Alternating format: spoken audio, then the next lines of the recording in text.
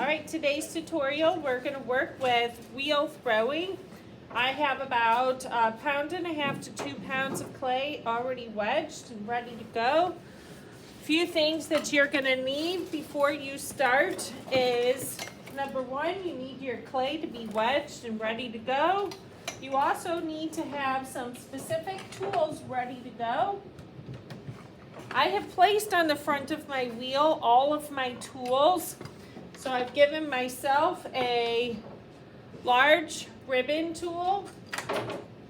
I also have a rib tool, a wooden modeling tool. I have a round sponge, and I also have the wire tool. Now, can you use other tools to do modeling or different shaping? Absolutely, but these are the basics to get you started. All right, so when I get started, I need to have a bat, and the bat is essentially going to have 4 different holes on the bottom. Those are for your bat pins. These are your bat pins right here. When you want to place your bat onto the wheel, I like to put my fingers on those and I match up those pins to make it easier to get it on. What happens is if it's not on all the way, your wheel or your bat is going to slide back and forth. I once did a tutorial where I thought I had my bat on, started spinning my wheel, had my clay on it, and the whole thing went flying. So it's easy to accidentally put this on thinking that you have it on. Best thing you can do is shake it and make sure it's not sliding. All right, so the first thing that we're going to do is we're going to create a bit of a target on the bat. Now what I'm doing that for is because I need to be able to see exactly where the center of the bat is. So what I'm going to do is just hold down my sponge, and I have it a little bit wet. And I'm making sure that that wheel does an entire rotation. Now the purpose of doing that, there's a few different reasons. Number one, I want to know where the center is. One of the biggest things that I'm doing as I'm learning to throw is centering my clay. It is really difficult to center your clay if you start off not in the center of the wheel. So having a target is going to help you to understand exactly where that clay needs to go. Another thing that it's going to do is as you're spinning that wheel, or like some people call it driving, you have a pedal that you're pressing on. You want to be able to experiment with driving fast, driving medium, and driving slow. The idea is while you have the wheel spinning and you are working on building a symmetrical vessel, you need to make sure that your wheel's making entire rotations each time you're doing any kind of shaping. If I move too fast and the wheel has not made an entire rotation, here's the rotation. If it has not made an entire rotation, you are going to throw that piece off to where it's no longer going to be centered. So it's important to know where the center is. So again, just a little bit of water on the bat is helpful. Now there's lots of different ways that artists are going to introduce to you how to do wheel throwing. Their techniques may work better for you. This is just one way that works for me. Some people like to wet the whole wheel. Some people like to have their hands super wet and everything kind of in a certain position. So what I like to do is I just have a ball. Some people will say a potato. Some people will say it needs to have a bit of a point at the bottom. I'm gonna remake my little circle because it's already dried. Turn on my wheel. And now I have a center, and I'm going to try to put my clay right in the middle of that. Now I'm going to go ahead and give it a nice slow whirl. And the first thing that we need to be able to do is get your hands wet. Anytime you're touching that clay, your hands have got to be wet. All right? If your hands are starting to get dry, then chances are you're going to start to kind of pull the clay off, and that's going to be frustrating. So initially, I'm going to hover over the wheel, and what I'm doing is I'm cradling that clay. I'm also, I'm as close to the wheel as I can get. I'm going to set it to a medium speed. And one thing that you'll see with my hands right now is that there's some wobble in there. So what I want to do is I need to be able to control that clay. Right now it's in the position of a ball. I'm going to go ahead and push it down. Can I steal some drywall first?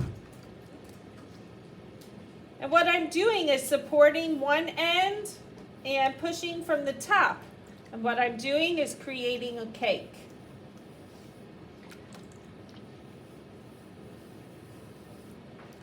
My next step is to bring it up into a cone. And as I'm bringing it up into a cone, I am flexing my entire upper torso all the way to my fingertips. And what I'm doing is controlling that clay by controlling my body. Right now, if you look at my hands, you can see that they're not wobbling at all. Okay, my clay is centered, so my next step is bringing it up into a cone. When I do that, again, I'm flexing all of my body, upper torso, especially my chest muscles, all the way to my arms. And now I'm going to start squeezing the clay, and I have my thumbs kind of on top of the clay to help keep it from moving into kind of a bowl. Squeeze, squeeze, squeeze. When you watch professionals do this, this motion is very, very quick. Doesn't go slow like I'm doing. I'm not a professional. I'm just a teacher that does this every once in a while.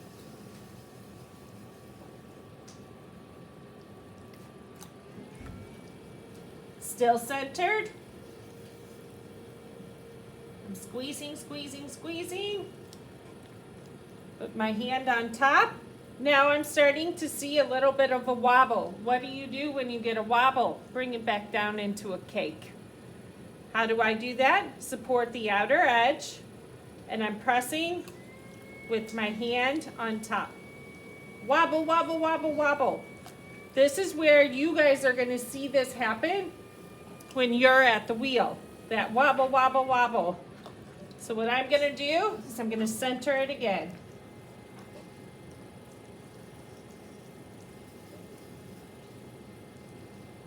And what I did is I just flexed all of my muscles.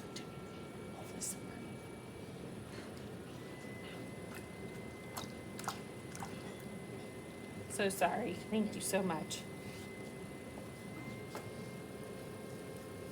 Flexing all my muscles again.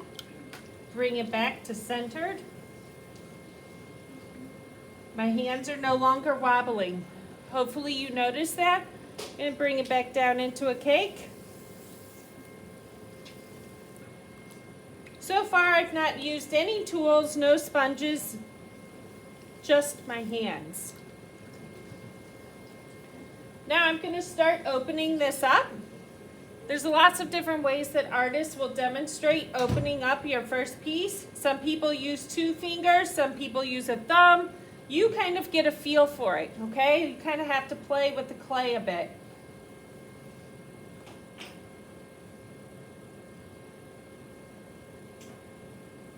See a little bit of a wobble with my hands.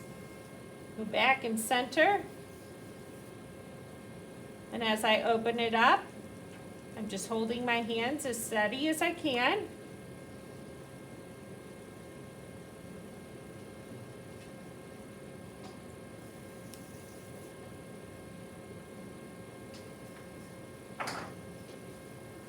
What I'm doing is I'm first trying to get near the bottom. I don't want to go all the way through. And now I have a nice hole in the middle.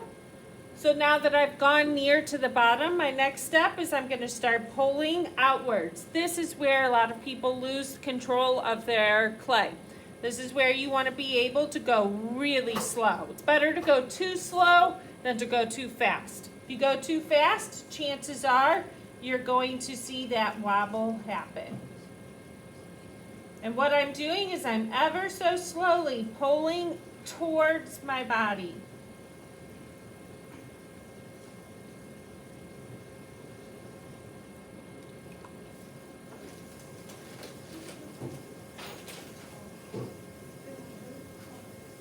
When you watch a professional do this, they do this motion very fast. Don't get ahead of yourself. Get a feel for it so that you understand kind of what it feels like to have centered clay that doesn't wobble, and very slowly learn to open that piece up.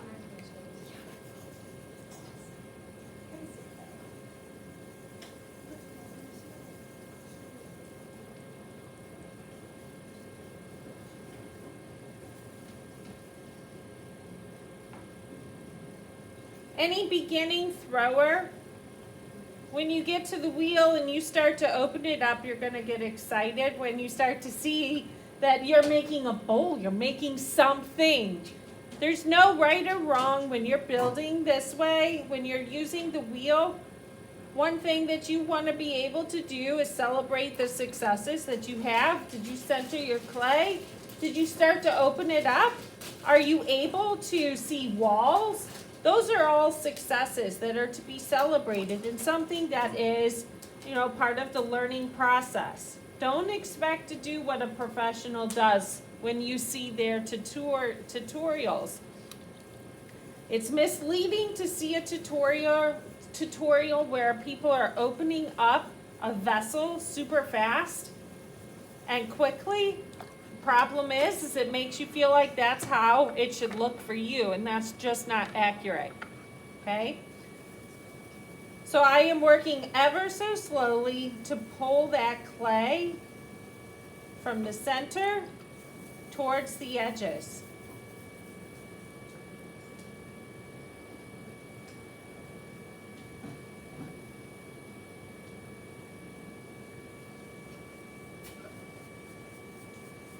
What happens when you start to see that your clay is wobbling again?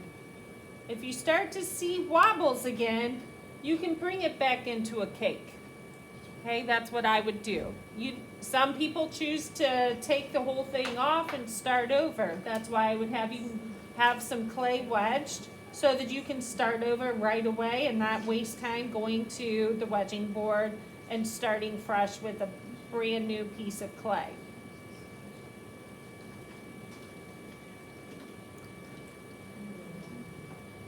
Now what I'm doing is creating a bit of a belly on my bowl, my vessel. That belly, instead of just making a perfectly straight up and down bowl, I'm giving it a nice little lip around the edge here. It's just something that I want to do. You get to decide. When you're building your artwork, you want to be able to decide what you want that shape to look like. And for a lot of beginning students, when I tell them you need to do this, this, and this, it doesn't go very well. They get frustrated.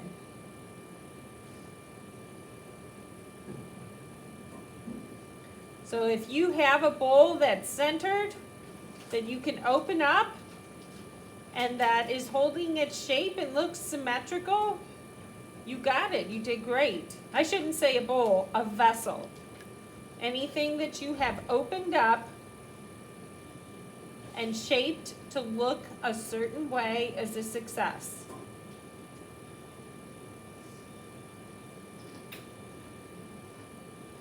Now what I'm doing on the inside, I'm supporting the outer wall with my left hand, and on the inside, I'm ever so slowly moving my way up. One of the things that you'll notice is the position of my hands. My outer hand is usually below my left hand, or my right hand that's on the inside. So what I'm doing is I'm very slowly working up in this position. Some people use 2 fingers. I've also seen people take a sponge and work on the inside using a sponge instead of their fingers. There's really no right or wrong way. There's, whatever works for you. All right, right now I have walls that are about 3/8 of an inch thick. That's pretty thick. if you ask me, one thing I'm gonna do is I'm gonna soak up some of the moisture with my sponge. I let the sponge do the hard work. And now I'm gonna start shaping from the outside. This is where you need to get your rib tool really wet. And also remember that that needs to stay nice and wet, just like your hands have to. So now I'm gonna just start shaping this bottom edge. And I'm pulling off some extra clay. So you can work this direction or this direction. Play with those tools until you get what makes you happy. This is where wobble usually begins. So sometimes I need to hold my hand on the outside. I also have to remember I gotta keep that wet. And I'm ever so slowly pulling it into the side of my clay.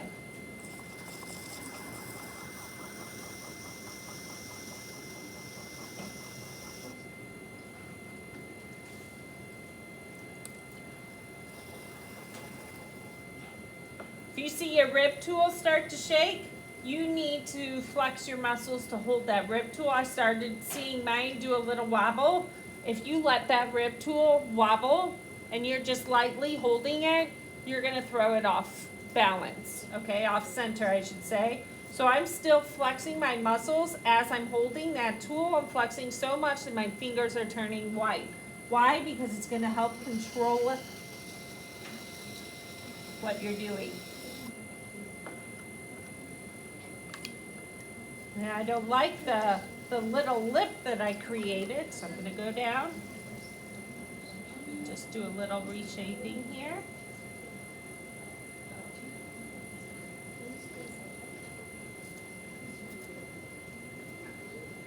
I'm gonna slow my wheel down just a little bit.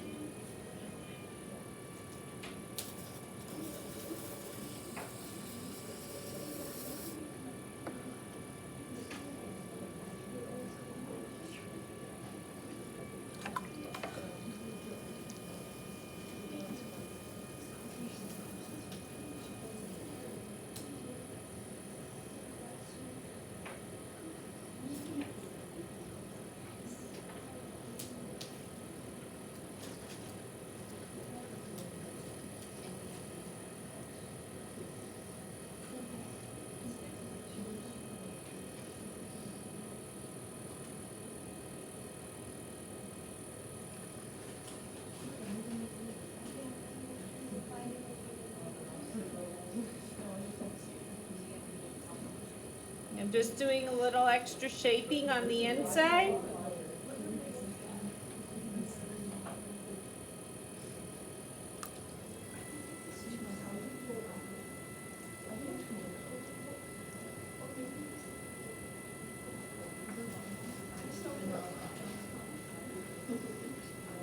All right.